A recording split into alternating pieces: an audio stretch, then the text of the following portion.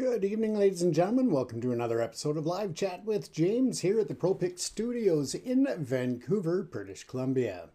Tonight we're going to take a look at all of the major headlines from Surrey, from Metro Vancouver, British Columbia, and of course around the world. We'll also close out tonight by doing an in-depth report on Elon Musk and Doge on several issues, including the elimination of the head of the U.S. Copyright Office and the use or potential misuse of the data that they've been mining from the U.S. databases. Now, of course, it would be illegal and unethical for them to do so, but we'll take a look at the hypothetical. If they were to breach those laws and the ethics, would that be of benefit to Elon Musk, xAI, and their other training components for machine learning? Of course, we know that the Trump government and Elon Musk are not the most reliable when it comes to ethics and responsible use of data. So we'll take a look at that in a bit more depth at the end of the show. In the meantime, as I said, we will take a look at today's headlines from all different regions.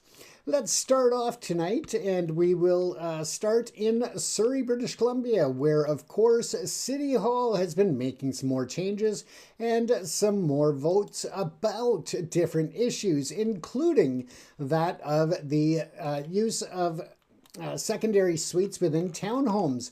That has passed the vote. There were no oppositions from the community. Nobody arrived to speak out against it, as well as written responses. There again were no written responses to challenge it either. So that is where it lies. It appears that it is going to be a somewhat small, but a solution to help with the housing crisis within the city of Surrey. We know that the city of Surrey is one of the quickest growing municipalities in the country, so it is relevant that, of course, we need to ensure that the housing infrastructure is in place. So far, year over year, we've seen a decline in new builds and new build permits, not only in Surrey, but throughout Metro Vancouver and the province of British Columbia. The housing starts are down, and again, the market seems to have been really cool for the last 12 months. We see this in not only the real estate movement for new builds, but also for first-time homeowners and others having challenges to get into the housing market with the major shortage. And of course, the price point is another very tangible issue that's got to be resolved within the entire Canadian housing market. With this in mind, of course, Mark Carney has been dealing with the immigration issue, as there has been claims of irresponsible levels of immigration into Canada.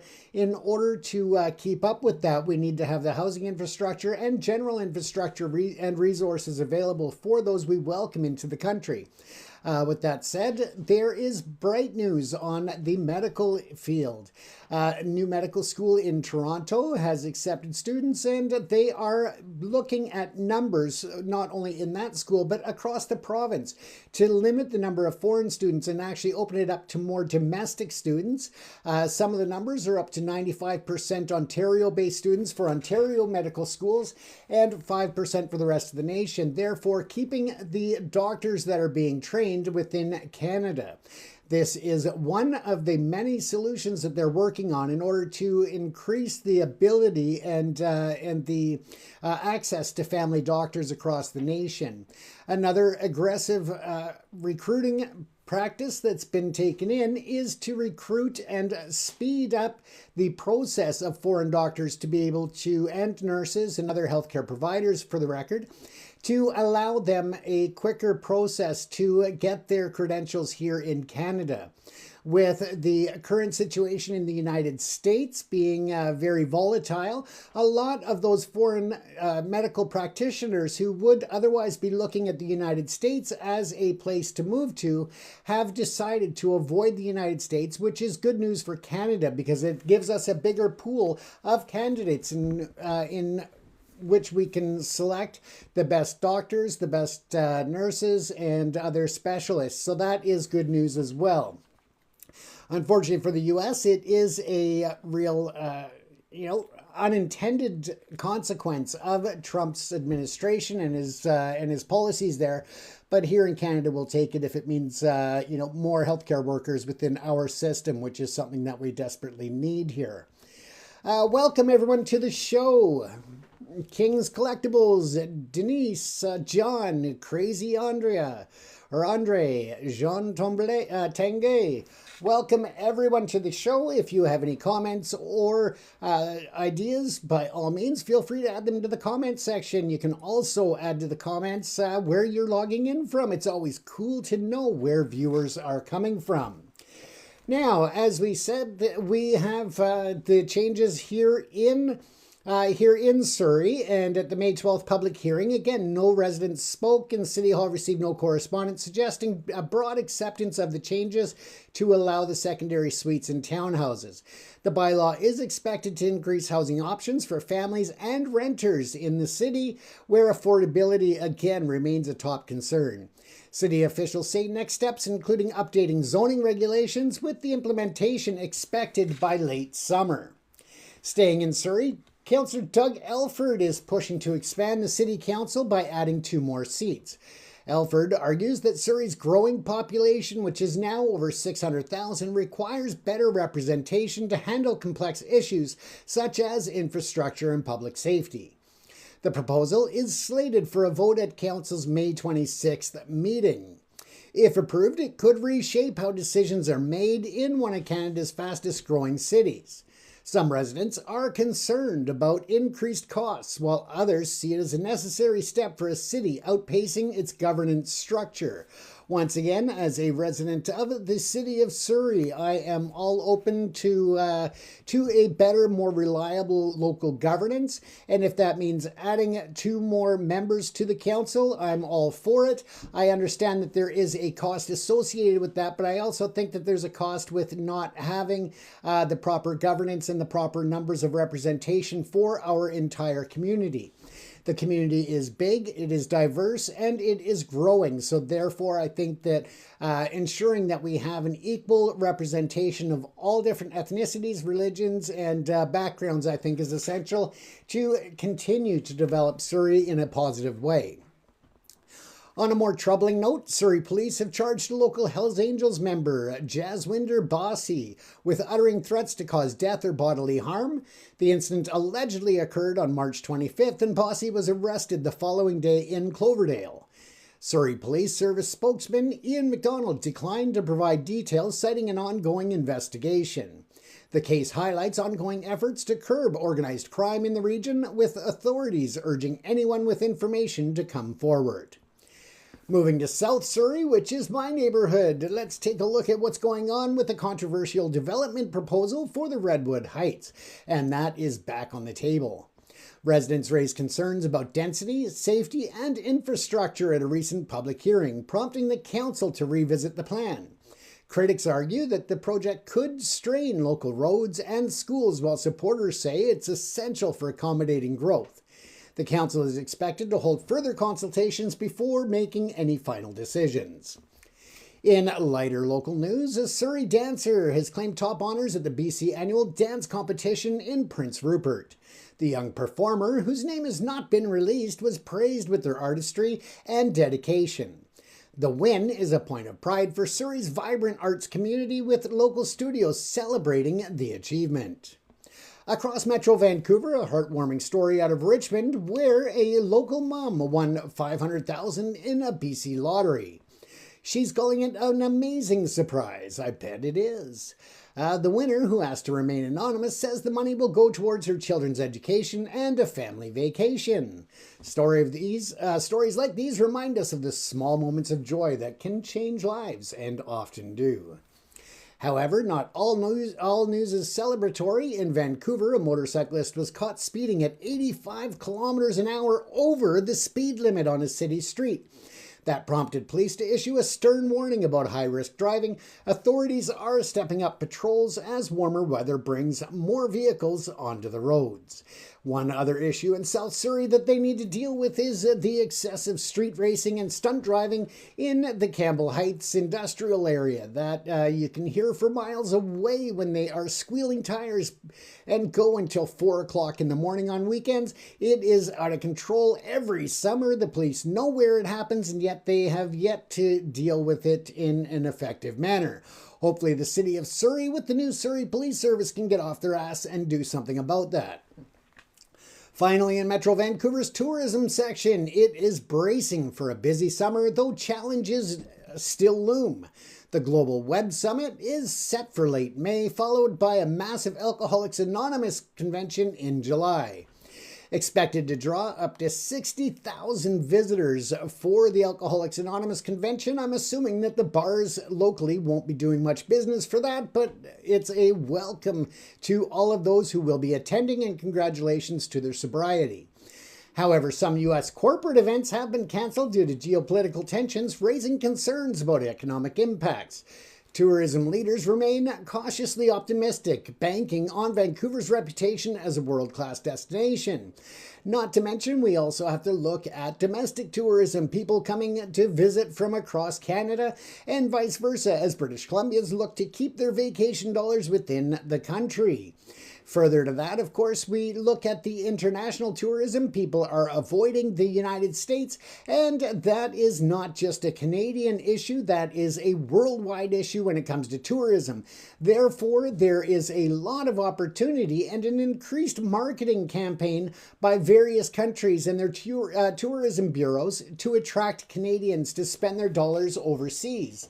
With that said, of course, Canada is not missing out either. We are taking a very active role in marketing Canada to the rest of the world to invite people and let them know that our doors are open and we will not have ICE come and pick them off the streets and lock them in detention centers. So again, if you're looking for vacation options this summer, Vancouver and Canada, our doors are wide open and we welcome you graciously. With that said, let's turn to national news. Now, Canada is grappling with a range of stories from environmental challenges to economic shifts and a deeply concerning case in Nova Scotia that we've been following closely. We start with an update on the search for 6-year-old Lily Sullivan and her 4-year-old brother Jack.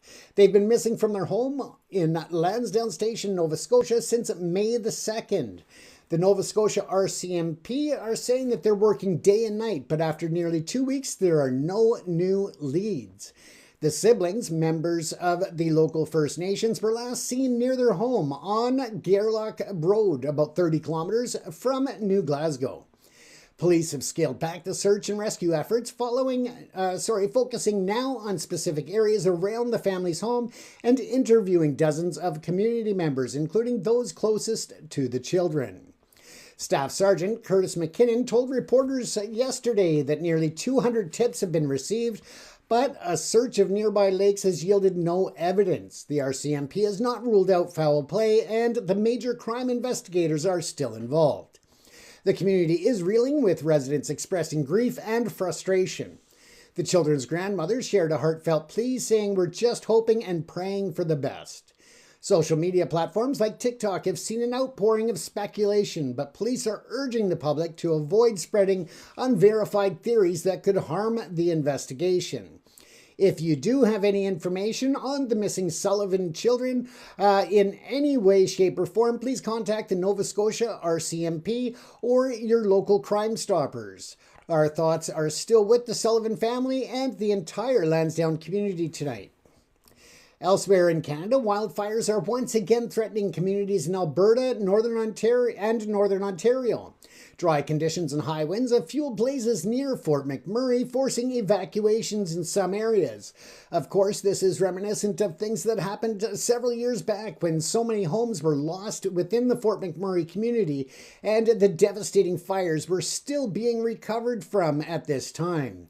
We know that the federal government has pledged additional firefighting resources, including aerial support, but experts warn that climate change is making these events more frequent and severe. Residents are being asked to stay vigilant and follow evacuation orders. If you go back in the archives of our shows, you can find a lot of footage from various wildfires that I've covered throughout British Columbia, as well as Alberta and other regions. Again, to see the devastation is is just really heartbreaking, especially when you're looking at communities, history, culture, homes, and so much more being destroyed by flames when it is quite often preventable. When you have these wildfires that are human started, it really is frustrating and angering to know that people just didn't learn and they haven't taken the ability to respect nature, making sure that they are, whether they are camping or just out hiking, to extinguish any flammables, whether that's cigarettes, campfires, and so forth. So again, please use common sense, use your fire smart skills, and prevent forest fires this summer. The devastation is not only felt in human lives, but also that of wildlife, of the wilderness that's destroyed, and so much more. So again, please use your fire smarts out there. Adhere to all fire warnings and the fire risk levels that are posted locally and provincially. Again, let's get through this summer with less fires and less severe fires. But again, climate change and other impacts are definitely waging forward on that fight against the wildfire seasons. On the economic front, new data from the Canadian Mortgage and Housing Corporation shows that housing prices in major cities like Vancouver and Toronto continue to climb, with Metro Vancouver seeing a 179% increase in single-family and semi-detached home prices over the past decade. Economists are calling for bold policy changes to address affordability, but solutions remain elusive as demand outpaces supply, and that was something that we were talking about even within the city of Surrey. In Ottawa, Parliament is debating a proposed overhaul of the national healthcare system, with the Liberal government pushing for increased funding for mental health services. Opposition parties argue the plan lacks clarity on how funds will be distributed to provinces. The debate comes as wait times for mental health supports remain a growing concern, particularly in rural areas.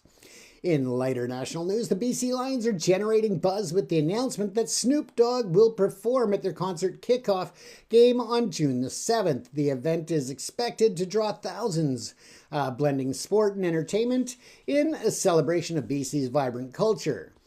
This has been done before to much fanfare and much excitement by the fans. So again, a repeat performance. So we'll watch and see how that does to sell out the opening game. Finally, a story of resilience where a Vancouver Islander living with Parkinson's disease is inspiring others by staying active. Doctors say a physical activity can significantly slow the disease's progression, and this individual story is a reminder of the power of determination. That's it from across Canada, and now let's take a shift to global news and what's happening around the world. We start again in the United States with President Donald Trump. Recent comments on trade have sparked concerns about potential tariffs on Canadian goods once again. Trump's America First rhetoric has already led to the cancellation of several U.S. corporate events in Vancouver, impacting the local economy.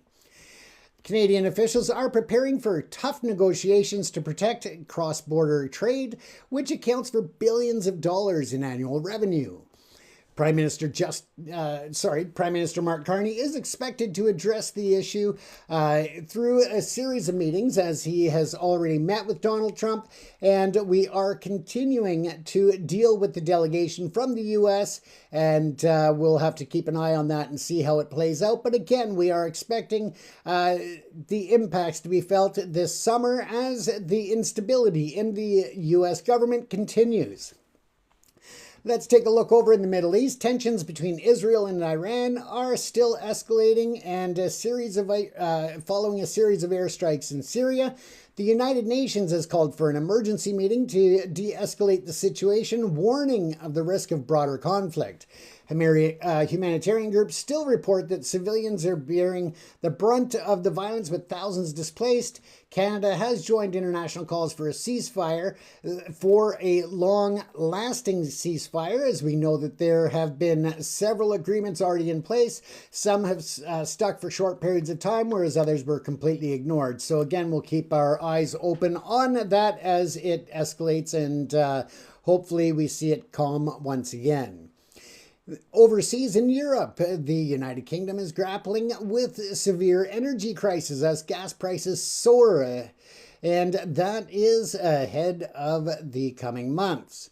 The Labour government has announced subsidies for low-income households, but critics say the measures fall short and protests continue throughout the different regions.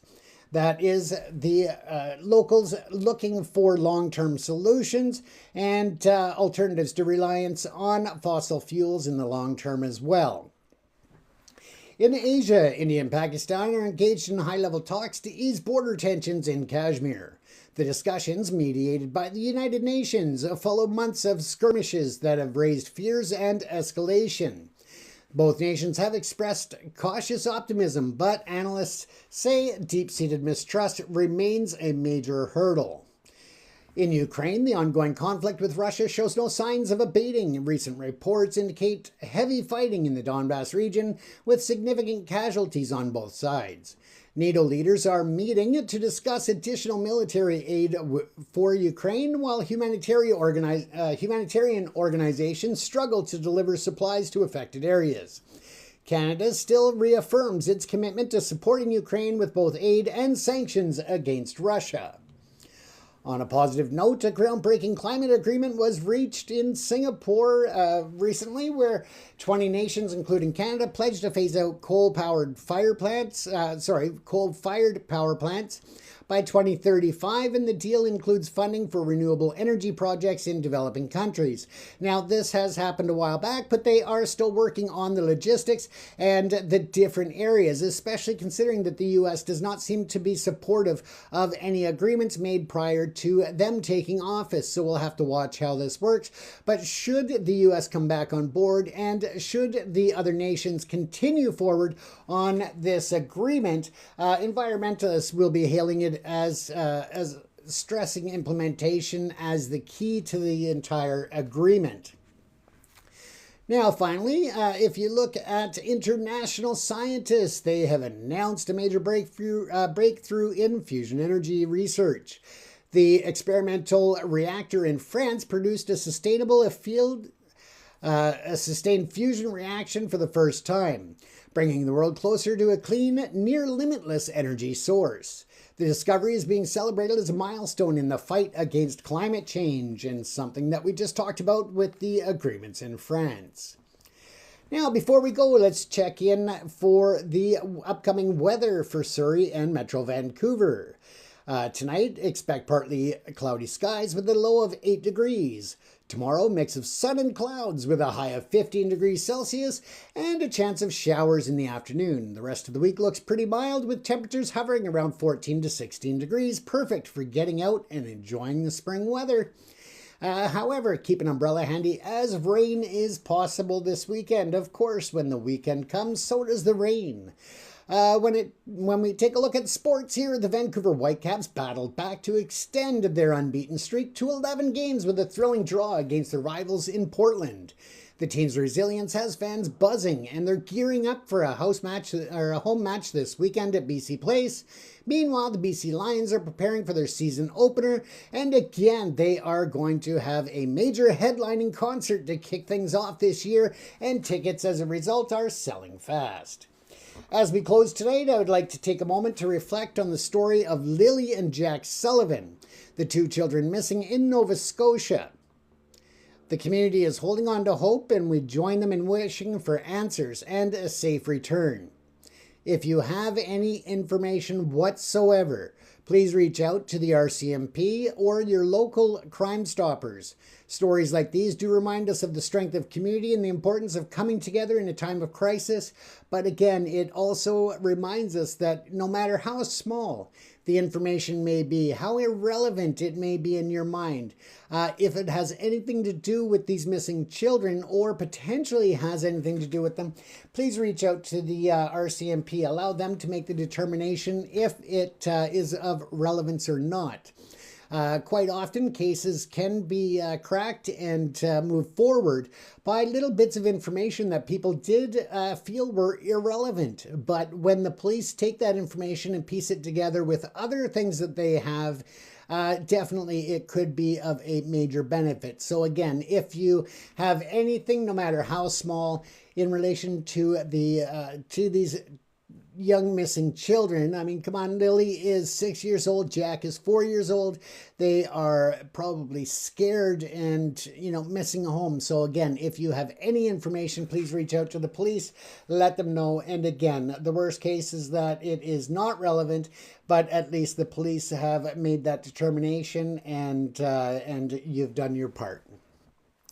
Now, as we have completed today's headlines around Metro Vancouver, here in Surrey, Canada, and the world, let's move on to a closer look at another story that's breaking around North America. Now, this, of course, there are key points that we'll take a look into here with the firing of the copyright head in the United States and how that benefited Elon Musk by removing AI training obstacles, even though it's controversial. Now, let's not forget that just a day before the firing of the U.S. copyright head, Elon Musk had been denied an application, and then mysteriously, and they say just unrelated, that the head of copyright for the United States was fired. I do not believe that it was just a coincidence. I think that it was a direct result in the denial of the application by Elon Musk and xAI. But it does seem likely that using xAI to scan databases indirectly aids in the AI development, but details are unclear. It is well known that when you enter information to scan using artificial intelligence, that the system not only scans for the information that you're inputting, but it also maintains a copy of that so that it can teach the systems better. And that's what we call machine learning, and go from there. But again, whether or not there is certain improprieties going on at the hands of Elon Musk, Doge, and xAI, we'll have to really keep an eye on it. But I think that the biggest risk is the lack of understanding on AI technology and the lack of understanding of machine learning when it comes to allowing Elon Musk and his cronies access to all of those United States databases. Now, keep in mind as well that even if you are not of American nationality, your information could be compromised and your data breached at the hands of Doge and Elon Musk as well, and the AI systems that are in use. And that's simply because under certain tax treaties and other information sharing between the United States and other governments, including tax treaties with Canada, your information could be shared with Doge and with Elon Musk. Now, we know that this would be illegal, we know it would be unethical, but at the same time, we don't put it past Elon Musk and Donald Trump or any of his other cronies in government placements to breach those laws and ignore the agreements and policies, procedures, regulations, and laws. So again, now the evidence leans towards Musk and Doge not accessing foreign citizens through of our data through tax treaties, but that's because of legal restrictions. Again, that is, assuming that they are adhering to law. Now, hypothetically, illegal access to all U.S. government data could boost xAI and Doge and put them at a major unfair competitive advantage over any competition, not only in the U.S., but in the world. Again, it would break laws and raise ethical issues, but we know that they are not above doing such.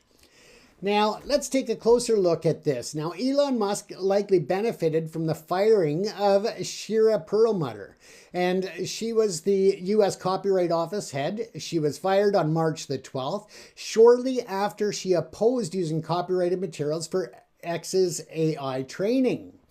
This removed a key regulatory hurdle, potentially allowing xAI to use more data for development. However, this action is controversial, with critics calling it a power grab. And again, that is something that we've been calling out, allowing anybody with access to those databases that is not a government employee, that also has the major conflicts of interest that come with Elon Musk. So again, major concerns for data security and the integrity of that system. Now, using AI for database scanning. While XAI itself doesn't scan the US databases, Musk's role in Doge gives him insight into federal spending, which might indirectly support XAI by influencing policy. Doge has read-only access to anonymized data legally, but if they were to act outside of the law, they could access any and all information in the American government databases. And as I said, by virtue of tax treaties and other agreements with other countries, he could be also gaining access to the private data of corporate and individuals from around the world.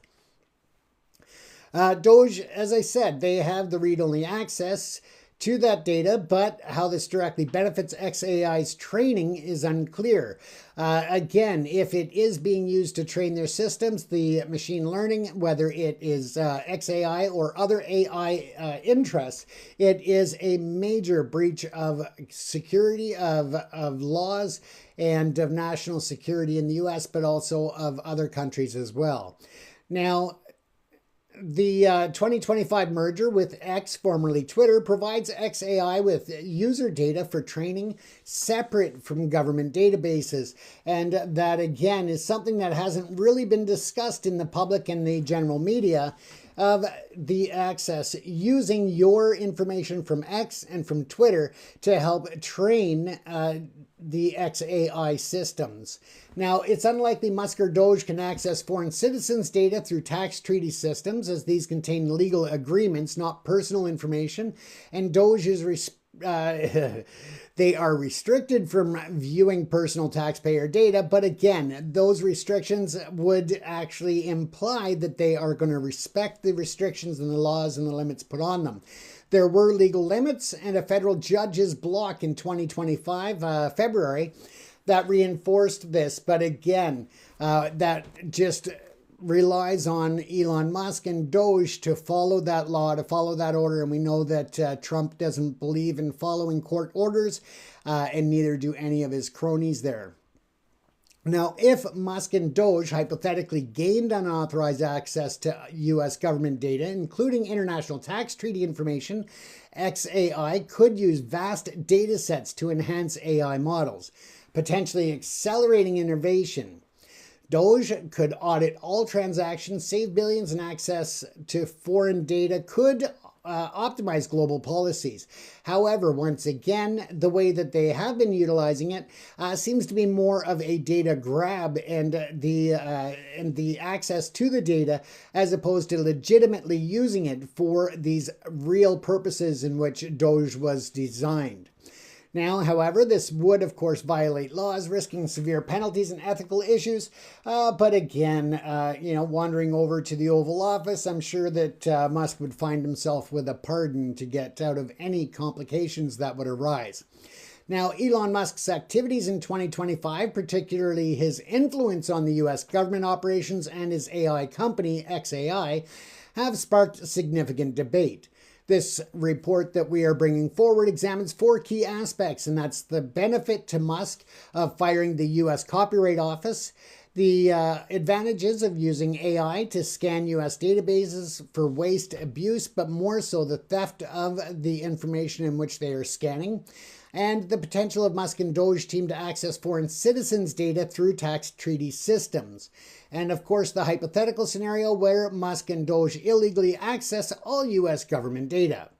The analysis is based on recent developments and legal frameworks, with a focus on the implementations for AI development, government efficiency, and data privacy.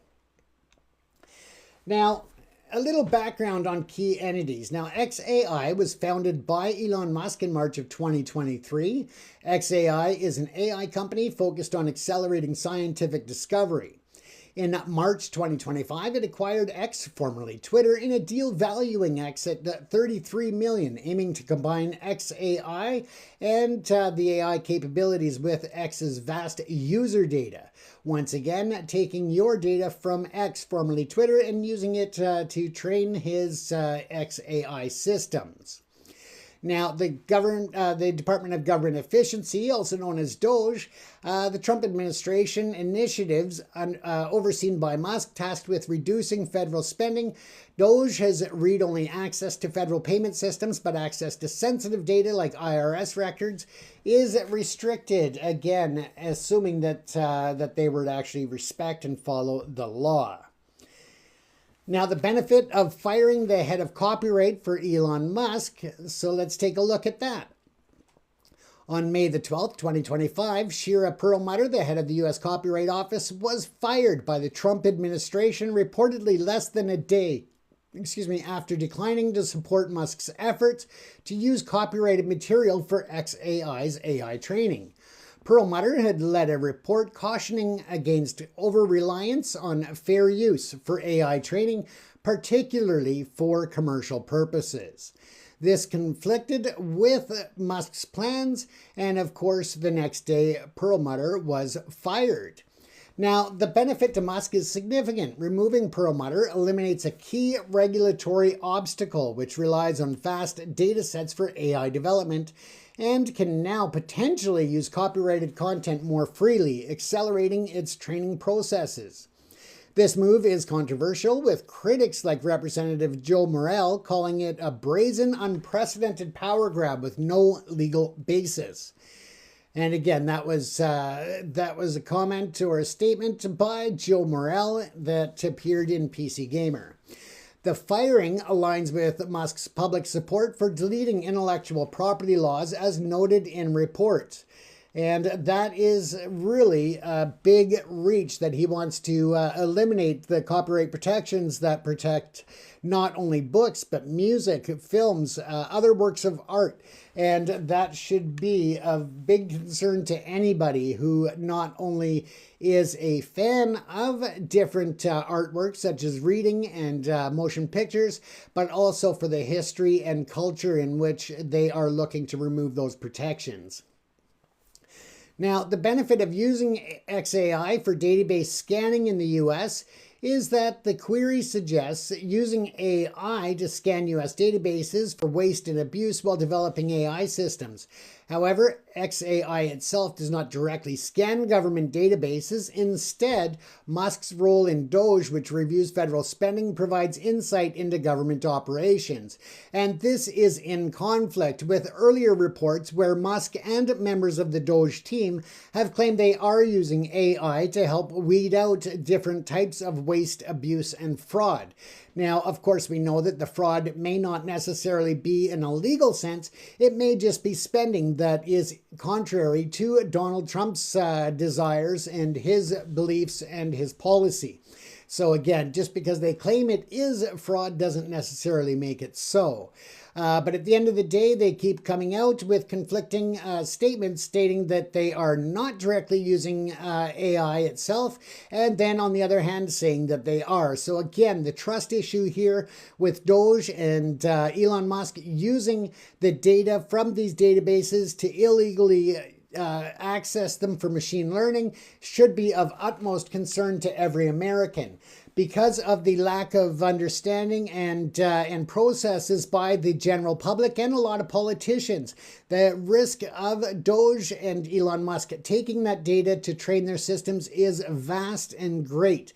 But it is understated because people don't understand the full ramifications of the risk. Now, Doge has access to federal payment systems focusing on areas like USAID and Medicare, but this access is supposed to be limited to read-only and anonymized data. But again, that is relying on them to follow the laws and restrictions put in place.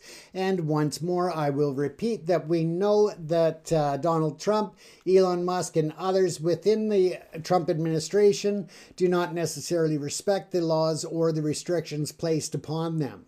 Now, the benefit to Musk is indirect in identifying inefficiencies. Now, that would be if they were utilizing the systems to utilize them in a way that they are supposed to be.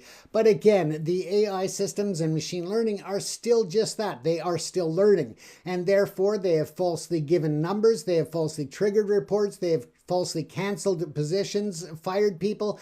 And a lot of times that is because the AI systems are providing false data, misinterpreted data, or exactly the opposite of that, and that is that Elon Musk is using it to just basically weed out and try to make himself look better.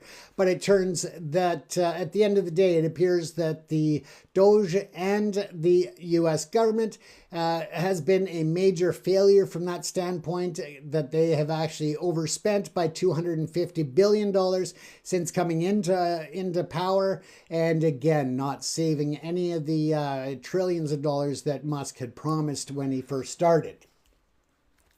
Now, of course, Musk, again, when he looked at the merger and made a statement about the merger of X with xAI, basically it was to provide the user data from X, and formerly Twitter, to help train the AI systems.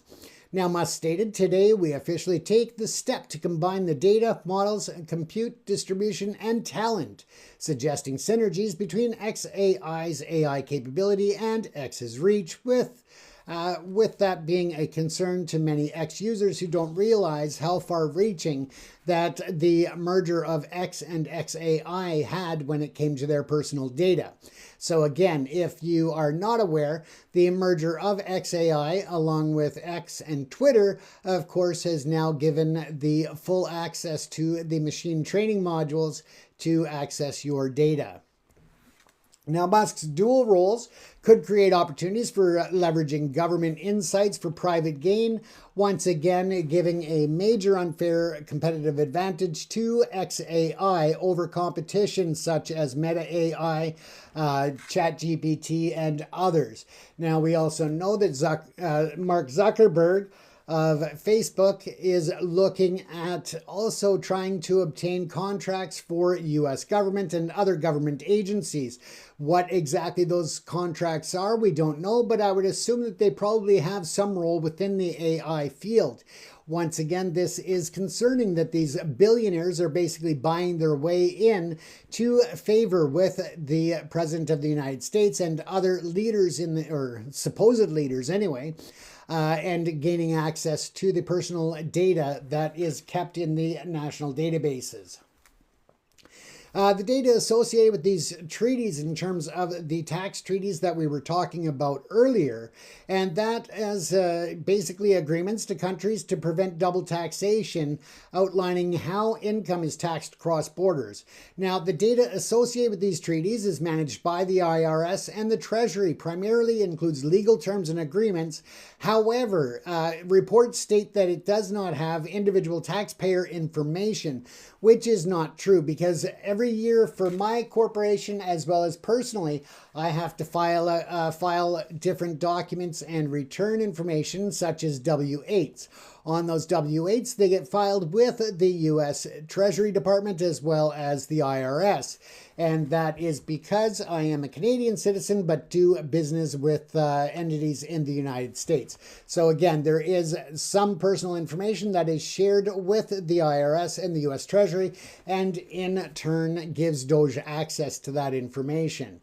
Now, the Treasury and IRS databases are supposed to be heavily restricted, but once again, we know that it is not beyond Doge and Elon Musk to overstep those boundaries and to ignore regulations or laws that have been put in place. Now, in February of 2025, the Treasury Department and the White House agreed to prohibit Doge from accessing personal taxpayer data, limiting it to anonymized aggregated data. Once again, we know that this is just whether or not they're going to follow through on respecting those restrictions.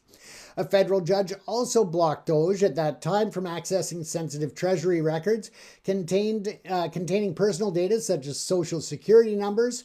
And given these restrictions, it's unlikely that Musk or Doge can legitimately access personal data of foreign citizens through the tax treaty programs, but if they are to circumvent laws, ignore the judge's orders, or to just look at Trump to protect them, they will do whatever they will please.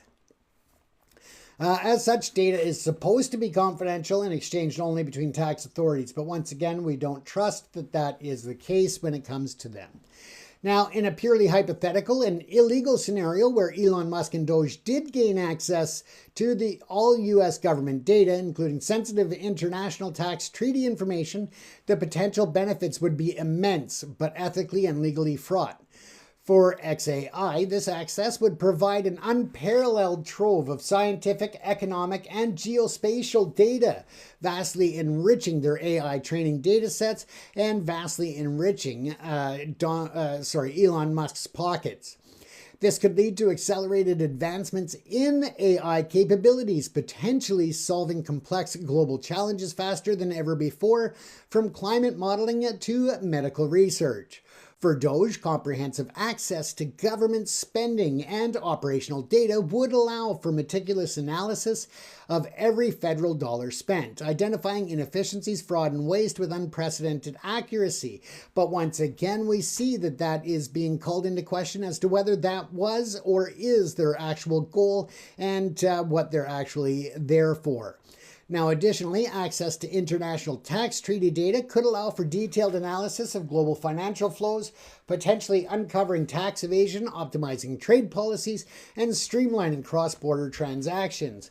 Now, it is interesting that they bring up about optimizing trade policies.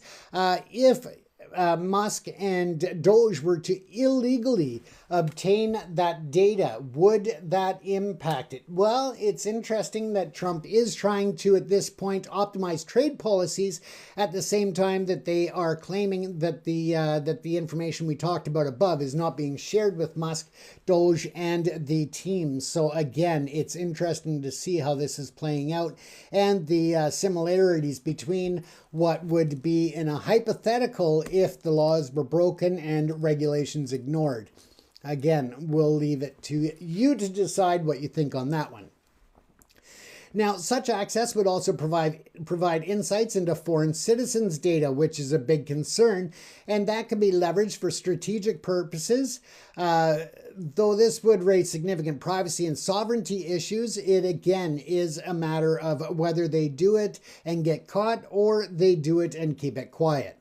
Now, the benefits come with the caveat that such actions would violate numerous national and international laws, risking severe penalties, international backlash, and a profound erosion of public trust in both government and private institutions. So once again, do we really believe that that would stop Elon Musk and the Doge team from compromising or to circumvent the laws and regulations? I don't think it will. Nor do I think that Donald Trump would be bothered to stop them from doing such. Now, Elon Musk's actions in 2025, including the firing of the copyright head and his role in Doge, reflect his strategic effort to advance his AI ambitions at XAI. The firing of Perlmutter likely benefits Musk by removing regulatory hurdles, while his Doge role provides an indirect influence over government operations. However, accessing personal data of foreign citizens through tax treaty systems is not supported by current legal frameworks, with strict protections in place. Again, there needs to be more transparency. Are they accessing this information?